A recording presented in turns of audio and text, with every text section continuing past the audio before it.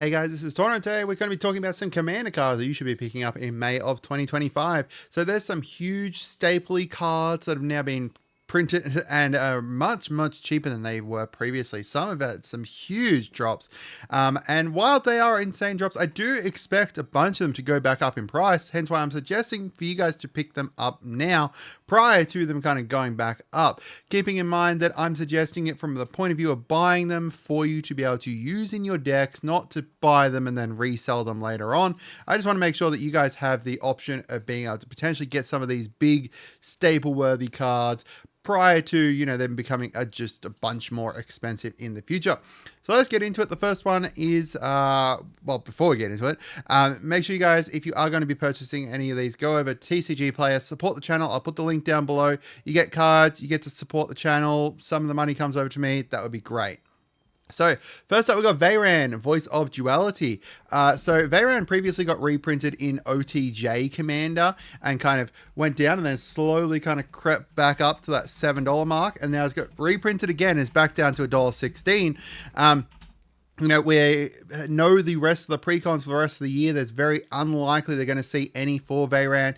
So that's meaning that we're waiting until at least 2026 before we get another reprint here. And just so many Spellslinger decks need Veyran, right? Like, it's just, she's a huge card in so many of those decks, just being able to copy all of those triggered abilities from casting, instants, or sorceries. Next up, we've got Adeline, Resplendent Cathar. So Adeline got reprinted in both the Commander deck, the Mardu Commander deck, as well as in Foundations. Previously, before that, she was up to $7, and now she's down to $2 currently. Any kind of token-based deck would really like her. Any deck that goes wide would love to have an Adeline because you're going to make more tokens, and she just gets stronger the more creatures that you have.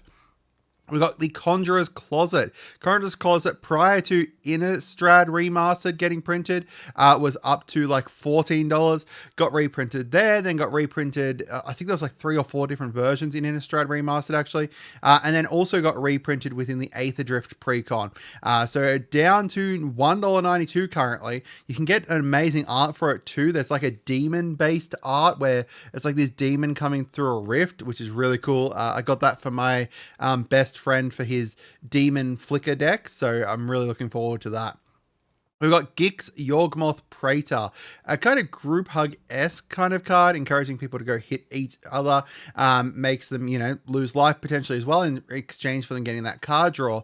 But in just so many kind of black decks, you want to be able to have that card draw, and depending on what the deck is, this is just a great option to be able to have it there as well. We've got Nogi Draco Zealot. So Nogi previously was only printed within the Game Night box that came out. And that was, started to get rare, starting to get, not many people are able to find them, as well as it was like you had to buy the whole box to be able to get it. Now, with the reprint within the Teema Precon, down to $2.95, great way to reduce the cost of your dragons, as well as potentially get another dragon if you do have a bunch of dragons up already. If you guys are liking the content, make sure you do subscribe. Make sure you share the video around, all that kind of stuff. We've got Grand Crescendo, only printed within the new Capenna Commander deck, and now has been reprinted again for the first time. I believe it was in the Mardu deck here. Create a whole bunch of tokens, as well as just giving your creatures indestructible. Even if you just pay, the white and white to give all your creatures indestructible, that's already decent. But adding in the part here with the extra tokens is good if you've got a whole bunch of mana to be able to dump into it.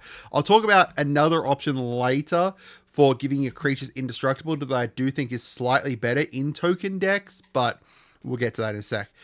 We've got Life from the Loam here. Loom, perhaps Loam.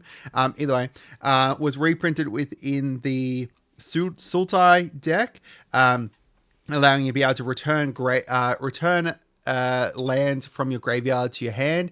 Gives you the option of like a mill-ish kind of card, because whenever you draw a card, instead you can mill 3 cards and then return this from your graveyard to your hand, selectively kind of getting it back there. Now, I do know that this is not a big drop, right? $8.80 down to $4.45. Keep in mind, this $8.80 was just after the reprint from Innistrad Remastered. And this price here is still pretty decent, right? Like, this card is just in any kind of green deck that has mill in it. This is just a great card. We've got Hedron Crab. If you're doing anything with milling, this is a great card to kind of have alongside it. Obviously, you want some kind of synergy potentially with landfall, so likely you want at least green. So, Simic plus, whether it's Sultai or whatever. But a great little kind of mill thing, even if you want to just use it to mill yourself, is good. Now, into my two different specs or two different things that I think are going to go up a lot from Dragonstorm. The first here is Dragonfire Blade.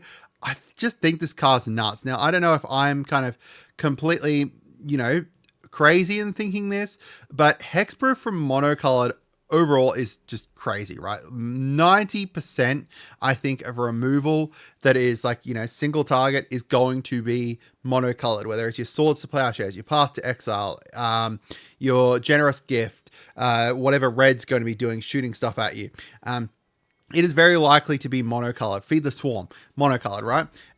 But this is going to enable you to be able to get hexproof from that. Now, it does have a Quit 4 that does get reduced by 1 for each color. So I think that this is I would do like 2 colored commander, potentially even with this. It's pay 1, give 2 to give hexproof from monocolored is good, I think, because it's got the extra stat boost, right? Like, comparing it to Boots give haste and the hexproof from everything. But this gives you the extra stat. So depending on what your deck is, like, for example, if there was a certain, commander coming out based after a weather phenomenon and a Japanese, RPG game that may want this. Yeah, you may want this for your cloud deck. I think this is great. I think it's amazing. And the other one here is Duty Beyond Death. So I talked briefly about giving your creatures indestructible before for white, and that being decent, as well as the option of getting a whole bunch of extra creatures. This instead kind of goes the opposite direction. You get rid of one creature, but you do get to put +1/+1 on each creature you control. I think that's just, I don't know. Am I completely kind of crazy for thinking this is a really, really good card? You sack one creature. It can be any token. Like, you've got a goblin token there. You sacrifice your goblin. You get all your other goblins get +1/+1 and indestructible until end of turn. I just think that's really good. I don't know. Maybe I'm crazy. I think that it's really great, but I think, like, in terms of giving all your creatures indestructible, this is going to be a great option for it.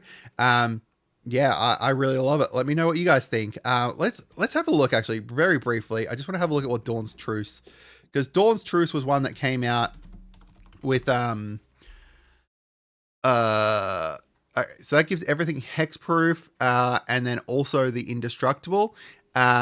And it doesn't give the buff. So, it's kind of similar. Yeah, I don't know. And this is up to $6.30, and that was a rare. I think Duty Beyond Death is really great. So the last thing here I wanted to talk about is how our predictions have gone so far. So let's switch over to this look. So this is our spreadsheet that we've got here showing our predictions so far. So I tend to put the cards into here as soon as I go and make this video. So I'll be adding these ones in here. If you guys want a link for this, I don't think I've shared it publicly, but I can. Like, there's no need not to. So save back from the Eternal Might one, I made a couple of predictions here with, like, Currency Converter. That went up to, like, $10.61. We got Tortured Existence here, went up to $7. So I do the initial price here and then the current price, and that's pulled from either Scryfall, or there's a couple that I have to do manually, like the Caesars here, because it wasn't working from Scryfall. And then the percent change, and then the dollar change. The dollar change is probably the more important one because, percent change, you can see some ridiculous percent changes, but realistically it didn't go up a huge amount. But then you see some percent changes here, and it's a decent amount. Like, this is only 69%, but it went up $8, which is pretty good. So kind of going through, these are the predictions from back in Eternal Might, the Eternal Might and Living Energy precons from Aether Drift. And the other thing is, like, we can see them kind of go up and then down, right? Like, Psychic Frog, when it first came out, went up a bit, and then it's gone back down now a little bit, only 37 cents still. But still, it's looking really nice, right? Like, most of that's kind of red. Sorry, most of that's green. Into our must buys from March. We've got a couple that kind of went down a little bit here. These two went down. Our Scarab Gourd. So these were new ones that came out that I thought, yeah, great. And these were, this River Churn was a new one that came out as well that I thought was great. Cryptolith and Liana Dreadhorde General went down. Maldrotha's not in there for some reason, but Maldrotha 100% would have gone up, right? Like, Maldrotha is like, 716 is our cheapest one. No, 523 here. So I can just add that in manually there. 523. There we go. Kadama, the west trees continue to go down. And the must buys here were ones that I was thinking like would be like going up over a longer period of time. So that's like what this video is essentially. And some of them, yeah, like look, the Scaragor went up heaps. Conjurer's Closet's already gone up. This is the second time in a row Conjurer's Closet been on here because I still think it's definitely kind of worth picking up there. Our Tarkir predictions here, we've got a bunch of them. You know, some of them went up heaps. Ripples is for some reason not got the price. Some of them haven't got the price here for some reason. Oh, that's not great. I got to fix that up. But you know, like Ripples is, I know, a lot more expensive than it was at $3.88 there. Insidious Roots doubled in price. Lost Monarch of Ifnir was a huge one that went up heaps. Yeah, so far, you know, if we have a look at our total current price, it was sitting at 523, but that's also not taking into account that half of these are missing their price for some reason. I got to figure out what's going on with that. But yeah, you know, so far our predictions are going pretty well. I'd love to hear from you guys as to what cards you're kind of picking up and everything like that. I hope you guys had a wonderful day, and goodbye.